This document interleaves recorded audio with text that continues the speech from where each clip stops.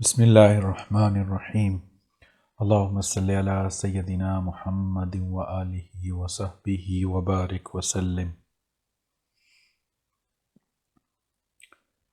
اس حقیقت کا اظہار کہ ہجرت اور میثاق مدینہ تاریخ کے حادثاتی عوامل نہ تھے، آپ صلی اللہ علیہ وآلہ وسلم کے اس پہلے خطبے سے بھی ہوتا ہے جو آپ صلی اللہ علیہ وآلہ وسلم نے ہجرت کے فوراً بعد مدینہ میں ارشاد فرمایا۔ البدایہ والنہایہ جلد نمبر 3 صفحہ 213۔ فرمایا،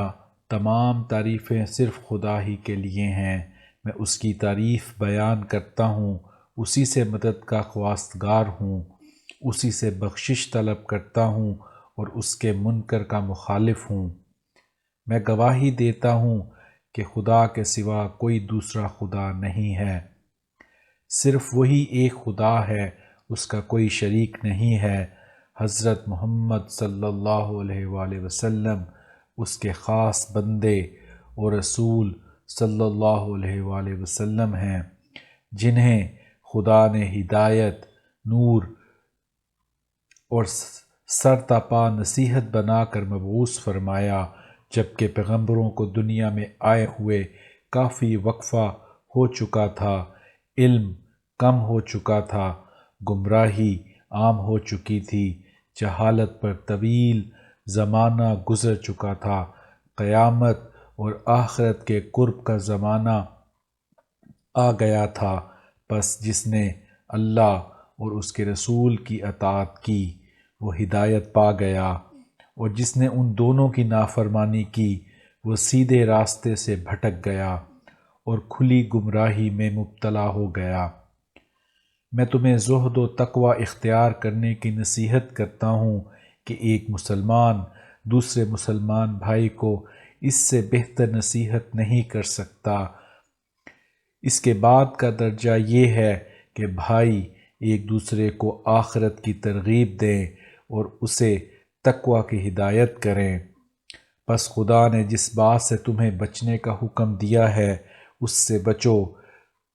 اس سے بہتر اور کوئی نصیحت نہیں ہے اور نہ اس سے افضل کوئی ذکر ہے۔ حقیقی تقوی اس کا ہے جو دل میں اپنے رب کا خوف اور اخروی امور کی صداقت کا جذبہ لیے ہوئے اس پر عمل کرے، اور جو شخص اپنے اور اپنے خدا کے درمیان معاملہ کو ظاہر و باطن میں ٹھیک رکھے اور اس سے صرف اللہ کی خوشنودی کی نیت رکھے تو یہ عمل دنیا میں اس کے ذکر خیر کا باعث اور موت کے بعد ذخیرہ آخرت ہوگا۔ جس روز انسان اپنے پچھلے اعمال کا محتاج ہوگا اور اس کے سوا جو کچھ ہوگا اس کے متعلق وہ خواہش کرے گا کہ کاش اس کے اور اس کے عمل کے درمیان طویل مدت کا فاصلہ ہوتا۔ اللہ تعالیٰ تمہیں اپنے عذاب سے بھی ڈراتا ہے، ساتھ ہی وہ اپنے بندوں پر بہت مہربان بھی ہے۔ اللہ اپنے قول میں صادق اور اپنے وعدہ کو پورا کرنے والا ہے۔ اس کا ارشاد ہے، پس اے لوگو اپنے دنیاوی اور اخروی سب امور میں ظاہر اور باطن میں اللہ سے ڈرو، کیونکہ جو خدا سے ڈرتا ہے تو اللہ تعالیٰ اس کی برائیوں کا کفارہ کر دیتا ہے اور اس کے اجر میں اضافہ فرما دیتا ہے۔ جو خدا سے ڈرتا ہے وہ عظیم الشان کامیابی حاصل کرتا ہے۔ اللہ سے تقوی انسان کو خدا کے غضب اور ناراضگی سے محفوظ رکھتا ہے۔ خدا کا تقوی متقیوں کے چہروں کو سفید و منور رکھے گا اور ان سے رب کو راضی کر دے گا، ان کے مراتب بلند کر دے گا۔ اے لوگو اپنا اپنا حصہ حاصل کر لو اور اللہ کے معاملہ میں زیادتی سے کام نہ لو۔ اللہ تعالیٰ نے تمہیں اپنی کتاب کی تعلیم دی اور تمہاری نجات کے لیے ایک طریقہ مقرر فرما دیا تاکہ وہ اس کی تصدیق کرنے والوں اور اس کے جھٹلانے والوں کو جان لے۔ پس جس طرح خدا نے تم سے بھلائی کی ہے تم بھی بھلائی کرو، خدا کے دشمنوں سے تم بھی عداوت رکھو، اس کی راہ میں جہاد کا حق پوری طرح ادا کرو، اس نے تمہیں اسلام کے لیے منتخب فرمایا ہے اور تمہارا نام مسلمان رکھا ہے تاکہ وہ جسے ہلاک کرے اسے قطعی دلیل کے ساتھ ہلاک کر دے اور جسے زندہ رکھے اسے دلیل کے ساتھ زندہ رکھے۔ خدا کے سوا کائنات میں کوئی اور طاقت نہیں ہے، بس تم لوگ اللہ کا ذکر کثرت سے کیا کرو اور آخرت کے لیے نیک عمل کرتے رہو، کیونکہ جس نے اپنے اور خدا کے درمیان کا معاملہ ٹھیک کر لیا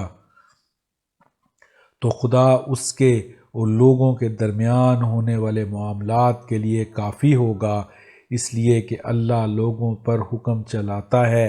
لوگ اس پر حکم نہیں چلاتے، اور اللہ ہی لوگوں کے معاملات کا مالک و مختار ہے، لوگ اس کے معاملات کے مختار نہیں۔ اللہ بہت بڑا ہے اور کائنات میں کوئی طاقت سوائے خدائے عظیم کی طاقت کے نہیں ہے۔ اگر ہم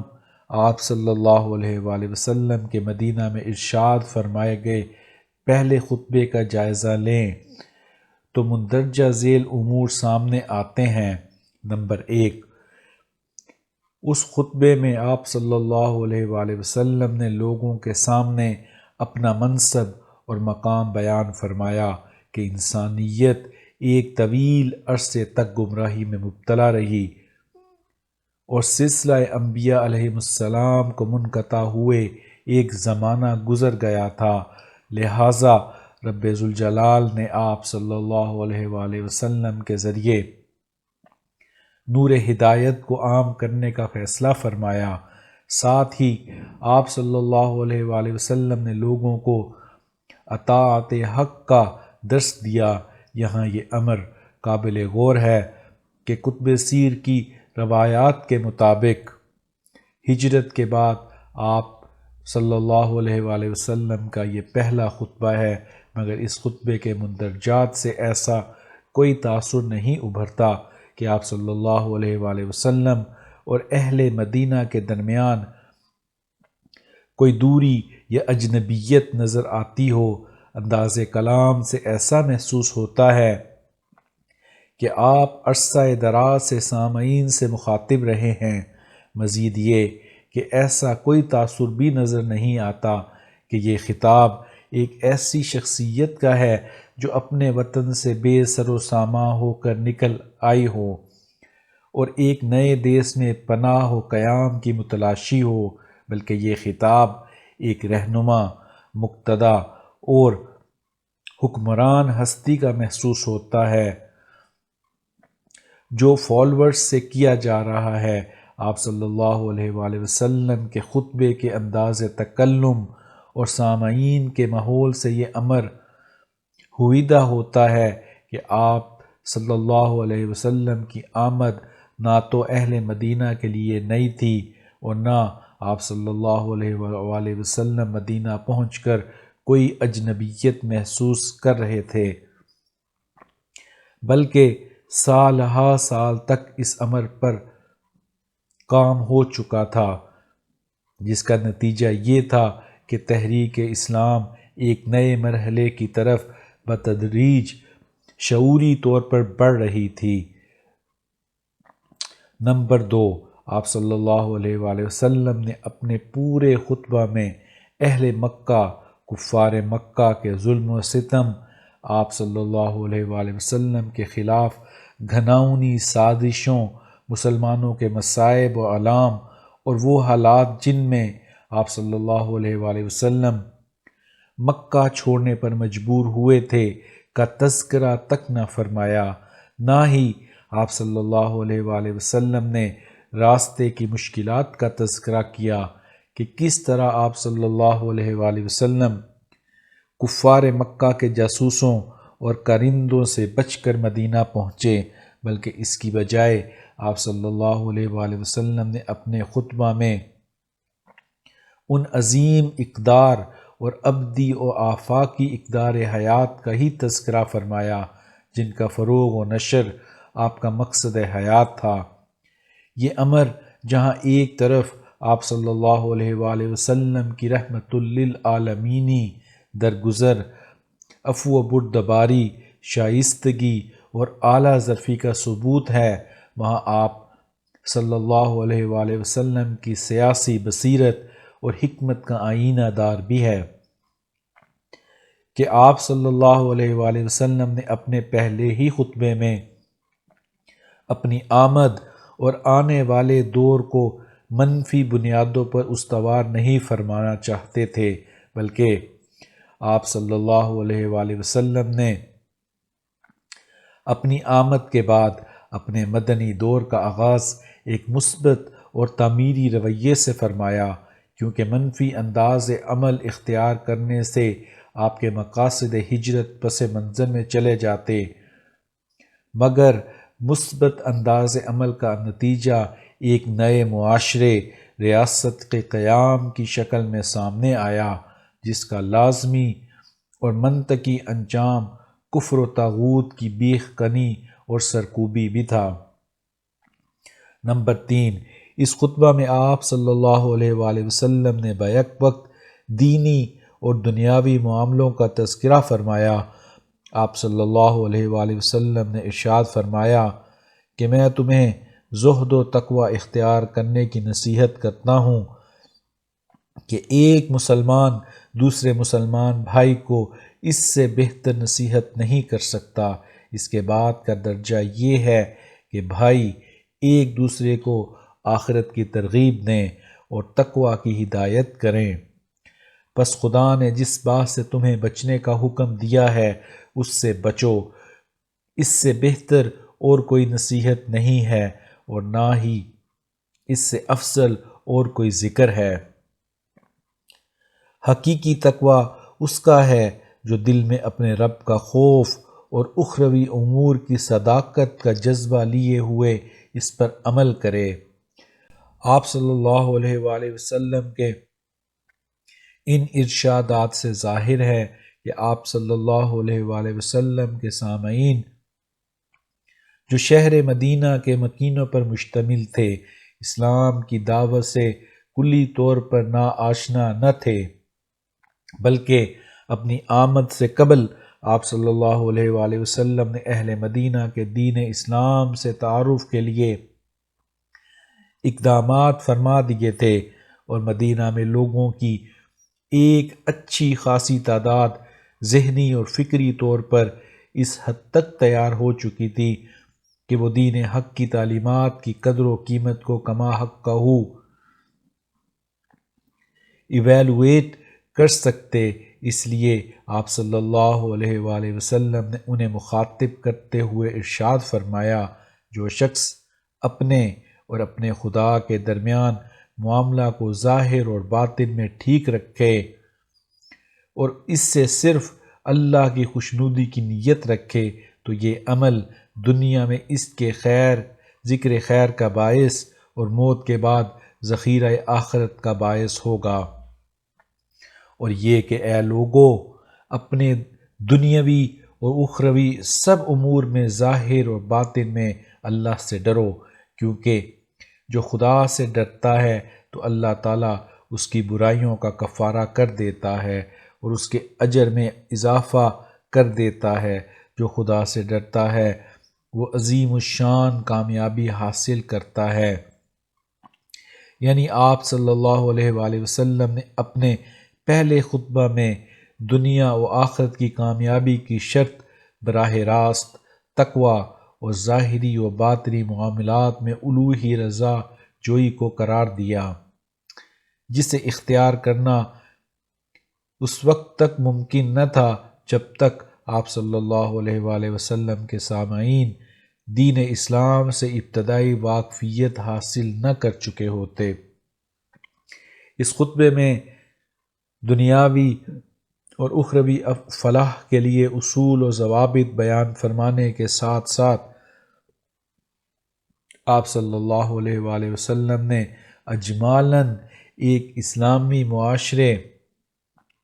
اور اسلامی ریاست کا نقشہ بھی بیان فرما دیا کہ اہل ایمان کو باہمی معاشرتی برتاؤ کس طرح کرنا ہوگا،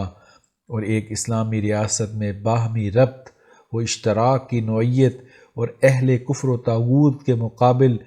ان کے رویے کی نوعیت کیا ہوگی۔ اے لوگو، اپنا اپنا حصہ حاصل کر لو اور اللہ کے معاملے میں زیادتی سے کام نہ لو۔ اللہ تعالیٰ نے تمہیں اپنی کتاب کی تعلیم دی اور تمہاری نجات کے لیے ایک طریقہ مقرر فرما دیا تاکہ وہ اس کی تصدیق کرنے والوں اور اس کے جھٹلانے والوں کو جان لے۔ بس جس طرح خدا نے تم سے بھلائی کی ہے تم بھی بھلائی کرو۔ خدا کے دشمنوں سے تم بھی عداوت رکھو اور اس کی راہ میں جہاد کا حق پوری طرح ادا کرو۔ اس نے تمہیں اسلام کے لیے منتخب فرمایا ہے اور تمہارا نام مسلمان رکھا ہے۔ نمبر 5، آپ صلی اللہ علیہ وآلہ وسلم کا یہ خطبہ جہاں مثالی معاشرے کے خصائص اور بنیادی تشکیلی عناصر کو بیان کرتا ہے، وہاں اس معاشرے کے قیام کے حوالے سے آپ صلی اللہ علیہ وآلہ وسلم کے کمال، یقین و اعتماد کا عکاس بھی ہے۔ ایک نئی سرزمین میں آ کر انسان جن خطرات اور تحفظات سے خود کو دوچار محسوس کرتا ہے، ان کا شائبہ تک بھی اس خطبے میں نہیں، بلکہ رب ذوالجلال کی ذات پر یقین کامل آپ صلی اللہ علیہ وآلہ وسلم کی وہ قوت ہے جس کے بل بوتے پر آپ صلی اللہ علیہ وآلہ وسلم ایک نئی مسلم ریاست کی بنیاد رکھنے کے لیے نہ صرف